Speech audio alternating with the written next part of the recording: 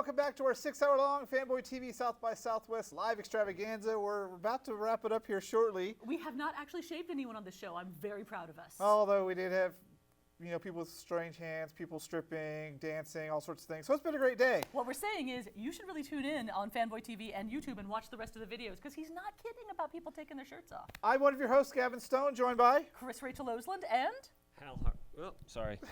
Hal Hartley. And what's the film you did? Ned Rifle.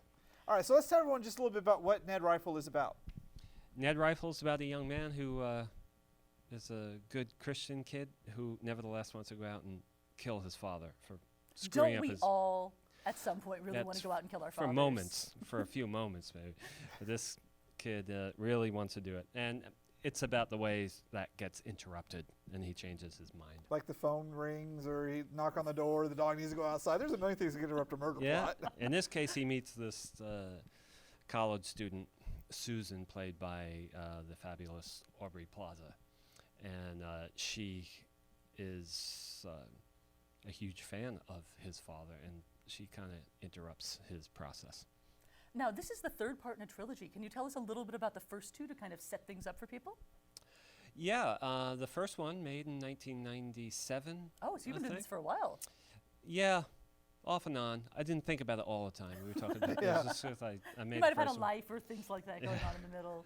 The first one, Henry Fool, which is about his dad, was about he's one of these armchair pontificators who can kind of talk a big game and thinks he's a genius and he whatever, but he never does anything. He just can't get anything done ever, except he does inspire other people. And so he inspires his new friend, this garbage man, to write a poem which becomes hugely famous on the internet in 1996. With the dial-up tones. Yeah. And so anyway, Henry Sure, gets in all yes, kinds of you trouble. Henry gets in all kinds of trouble and gets everybody else in all kinds of trouble too. And little by little, his wife gets in trouble in the second one, Faye. And now the third one, the son, the new generation's just got to shut this guy down. That's how he feels. So you are deconstructing an entire family over 3 movies. I'm deconstructing our entire culture Okay. over 3 movies with this one family at the center of it, the Grimm family of Woodside, Queens, New York. I find it interesting that there's been such a span of time between the 3 of them. How has your original concept from beginning to end evolved over time as you thought about, well, maybe I should change this, or maybe audience reacted differently to this? I didn't really think of it as one long story. I just thought of it as 3 different movies that are totally different in style, and they're about different things, but they would always involve this family, the Grimm family. And did you know from the start that you were going to make multiple movies about this family? No, I didn't. The first time, it was just one big movie. But we really fell in love with these characters, and we just didn't want to let them go, so my actor friends are needling me, for years, like, why don't we do something else? We make a Star Wars. It's like your own personal Star Wars thing, except it Please happens don't in go back Woodside, and re-edit it over and over and over again and make sure no one sees the originals. Okay, ditto. So were you able to use the same actors in all 3? Yeah, all Parker Posey, who originated the character of Faye Grimm in 1997. She all the way through, and even the star of this movie is a young man named Liam Aiken, who was 7 when we made Henry Fool, and that was his very first movie. And he went on to have a great career, and now he's the lead of this. See, that's fantastic. Being able to actually see the same people aging over time with something, because most of the time people will get recast or something, or you'll have, when you have one character that will be played by an older actor and a younger actor, so it's really neat to see that same face change over time. Yeah, it's really startling in this case. I think it also helps people connect with it more, because I know it's jarring when you go from one movie to the next and the same role's been cast as different actors, as you were saying. I like the fact that it's the same crew of people, and it really adds to it. It makes it seem like it's just been a huge passion project for you. Has it been that way? Well, making films is my passion. It's the only thing I know how to do really well. It's one of the best things I know how to do. And so every single movie I've made, 13, 14 features now, I don't know. They're all, I'm equally passionate about all of them. So you're saying that in between making these films, you aren't secretly an accountant or something like that? That's cutting close to the bone. I run my own company, so yeah, I would say 80% of my daily business life is sitting at a desk and accounting and looking at I legal hadn't meant documents. to be so literal with that. Yeah, but the literal thing is true. Yeah, to be a filmmaker, you've got to protect your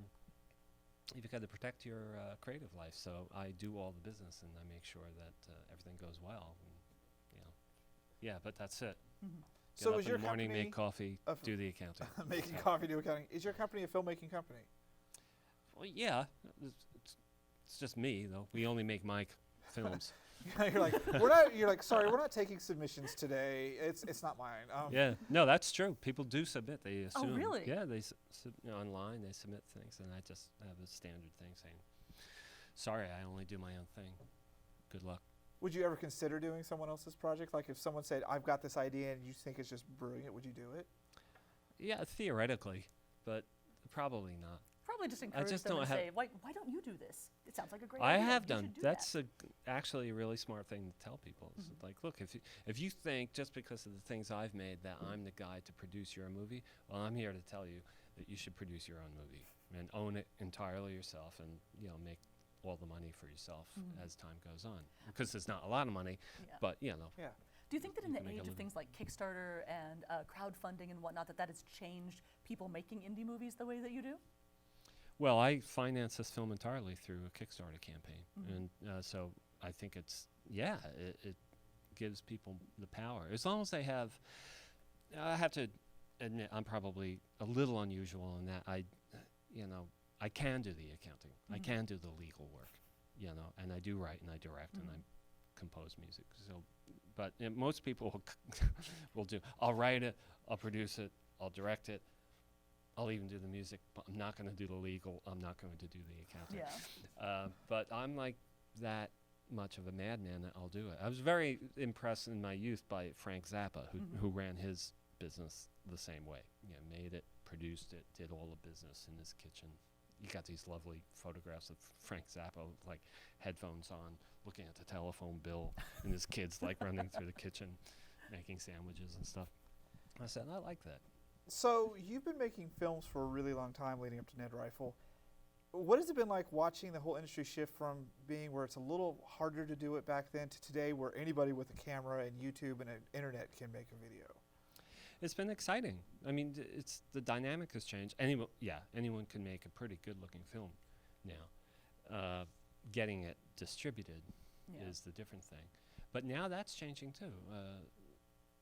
Distribution. This film is going to be distributed through Vimeo on demand, and so you could go right to halhartley.com, my website, click on the Watch Now, and stream it for $5 or buy it for $20, and so things are and it's also going to be in movie theaters around the country. So yeah, things are changing. You got to roll with the punches, but there's always been the change. When people were making silent movies and sound came in, they all thought, "Oh my God, it's the end of the world." And color as well. No That was a color or huge TV. disruptive What? for It's all industries. going to be over. No, Yeah. and Yeah, so Alfred Hitchcock, that's for it. example, hated color because it completely changed the texture of everything that he was And doing. his themes work much better in black Yeah. and white than they do Yeah. in color. Yeah, he was never very talented with color, and only because it was also this like really primitive manner of making color movies. I mean, I think he was smart. He was like, this is not ready. Yeah. We need another generation before this is Mhm. sensible. But I love the accessibility that you get with things like not only with what you're doing, but anybody being able to make a film. That doesn't mean everybody's going to make a good film. Exactly. We've seen a few that were not fantastic, but being able to have so many more voices out there and being able to have the option of hearing things that are not just what's coming out of Hollywood is very exciting for someone like me. Yeah, it was for me too. I mean, I felt that in the 80s when I started making films, is that I was just not interested in the mass culture, wasn't interested in what was coming. Hollywood is just a small aspect of this mammoth. And things are diversifying more and more. Like Yeah. Hollywood is still where the money comes together. But as far as where things are getting made, from what I read recently, Hollywood's actually the number 3 place for films to be made now. Louisiana is number 1, Canada's number 2, and Hollywood is number 3 because of all of the tax rebates and everything going on. And we're getting some really interesting movies being made in Louisiana with local casts as well. Yeah, New York State is that way too, where I live and I work. This whole movie was shot in New York State, and they had this very good tax rebate thing, which is very appealing to a businessman like me. So are there any other inspirational words you would say for people that are thinking about getting out there and making their first indie film? Write, rewrite.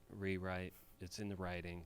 Get it. Even if it's a documentary, you can do a lot of good writing in a documentary. Not before you start shooting, before you go out looking stuff. But take that with a grain of salt. I'm not a documentary filmmaker, but I have taught, and I've taught people making docs. But write, read a lot more. Yeah, I'm working that way when it comes to reading. So we're out of time. Where can people see this movie at South by Southwest? And then you said they can also see it on Vimeo on demand. This will be playing noon on the 18th here at South by Southwest in Austin. And if you didn't know you were in Austin, you were in Austin. And then on the 20th at 10. Okay. And then on April 1st, it's everywhere in the world, as long as you can understand English, on halhartley.com, Vimeo on demand, and in 10 cities across this great nation, the United States of America, LA, New York, Seattle. All the big places. Mm-hmm. Yeah, and then some small out-of-the-way places too. But yeah, just go to halhartley.com and you'll find out everything you need to know. Well, thanks for being on the show. I hope you have an amazing South by Southwest experience, and good job with Ned Rifle, and the evolution of getting to this point is just amazing to be able to talk to someone like you, because you've lived it, and you've seen it evolve, and you're just doing it. I don't think enough people do, and you're right. Just do it. Just do what you need to do. So thank you again for being on the show. It was an amazing time. Hope you had fun. And good luck at South by Southwest. Thank you. We'll be back to wrap everything up after this.